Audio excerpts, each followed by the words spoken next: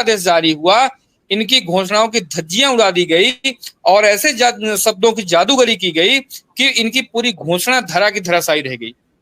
आज भी वही दिहाड़ी मजदूरी और ठेका प्रथा चल रहा है। आप ये मान के चलिए, मैं भाई साहब मैं आपको बता रहा हूं जिम्मेदारी से कि किस दिन किस अतिथि विद्वान, अतिथि शिक्षक, संविदा कर्मचारी की मौत हो जाए, ये आप कह नहीं सकते। आए दिन हमारे साथी, हमारे सहयोगी शहीद हो रहे हैं। यहां तक कि मध्य प्रदेश के इतिहास में, बल्कि हिंदुस्तान के इतिहास में पिछला जब हम लोग आंदोलन किए थे तो यहाँ आंदोलन में कम से कम 5 से 6 महिलाओं ने अपना केस त्यागा था। ये दुर्भाग्य की बात है कि एक कॉलेज में पढ़ाने वाला व्यक्ति जो 20 साल से पढ़ा रहा है, वो महिलाएं केस त्याग रही हैं। कोई सामान्य वर्ग की हैं, कोई दलित वर्ग की हैं, कोई क्षत्रिय वर्ग की हैं, कोई किसी भी समाज की हैं। और ये स्थितियां बन गई हैं कि सरकारों को ध्यान नहीं है, और जब चुनाव आता है तो चुनाव में हिंदू मुस्लिम हो जाएगा और खाते रहेंगे। आज के भारत की स्थितियां ये बन गई हैं, कहीं आप जाएंगे तो वहां के प्रदेश में नाम रहा है या नेता वहां बोल रहा है, और खुद के घर में ये स्थिति है कि भूखमरी की स्थितियां आ गई हैं। बिल्कुल बिल्कुल आप ठीक कह रहे हैं। और लेकिन सरकारों का ध्यान नहीं है। विपक्ष जी जी जी विपक्ष क्या करेगा? विपक्ष के हाथ में क्या होता है? विपक्ष विधानसभा में क्वेश्चन पुट ऑफ कर सकता है, विपक्ष विधानसभा में आवाज उठा सकता है, इसके अलावा क्या कर सकता है? विपक्ष कोई बजट थोड़े पास कर देगा, बजट सरकार पास करेगी, लागू सरकार करेगी। एक मिनट लेकिन देखा हूं साहब कि जो वर्तमान में स्थितियां, जो वर्तमान में देश की राजनीति है, भाजपा से अच्छा विपक्ष कोई नहीं हो सकता। मैं इस मुद्दे पर थोड़ा डाइवर्ट करूंगा। मैं उसकी बात से सहमत हूं। भाजपा बेहतरीन विपक्ष है, विपक्ष में मुद्दे उठाना जानती है। भाजपा बेहतरीन विपक्ष है।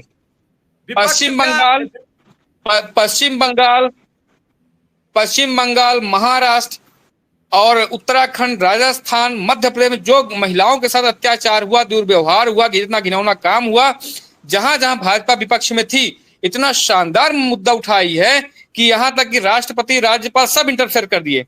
नमस्कार साथियों, स्वागत है आप सभी का आज की इस नई वीडियो में। वर्तमान में शिक्षा मित्रों के मानदेय वृद्धि को लेकर के एक काफ़ी बड़ी सूचना है।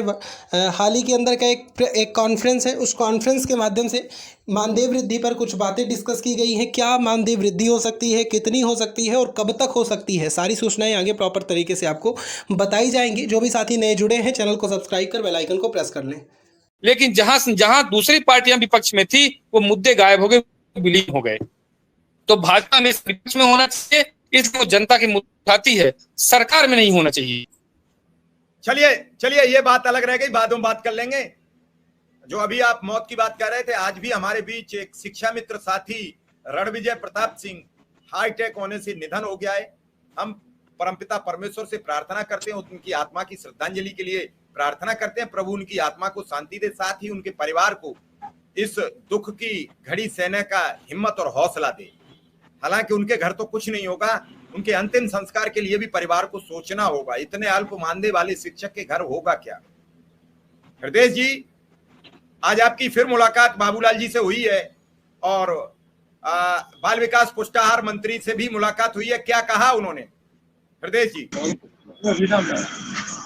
जी सर, बहुत बहुत आपका बहुत बहुत सादर आभार, और सभी सम्मानित साथियों को जो पैनल पे बैठे हैं उनको भी प्रणाम और आपको सादर प्रणाम। आज माननीय बाबूलाल एमएलसी महोदय जी से बात हुई है, मुलाकात हुई है, और इस दौरान हमारे झांसी में आदरणीय बेबी रानी मौर्य, पूर्व राज्यपाल उत्तराखंड, वर्तमान बाल पुष्टाहार मंत्री जी से मुलाकात, पहले तो मुलाकात हो गई है, तब उनको ज्ञापन दिया गया था मैंने, और हमारे सभी साथियों ने कार्यवृत्त भी कॉपी उपलब्ध कराई थी।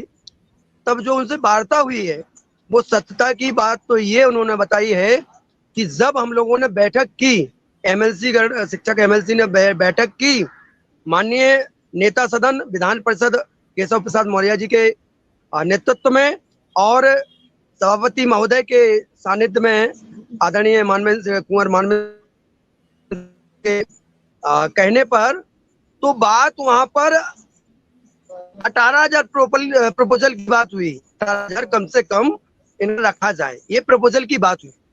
परंतु आज एमएलसी महोदय ने एक सत्यता की बात बताई कि कुछ जो अधिकारी लोग हैं वो पता नहीं क्या